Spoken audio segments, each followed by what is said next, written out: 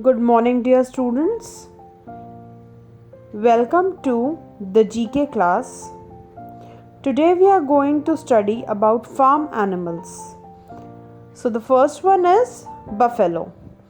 It is a farm animal and it gives us milk.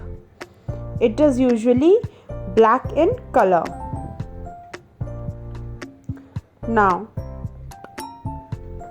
the next animal is goat. It is a farm animal and it gives us milk and flesh. Now the next animal is, it is a hen. It is a farm animal and it gives us egg. Now the next animal is sheep. It is a farm animal. It gives us wool.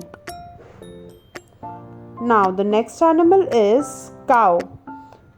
So we all know cow. It is also a farm animal and it gives us milk. Cow gives us milk. Alright student, that is all for the day. Thank you so much.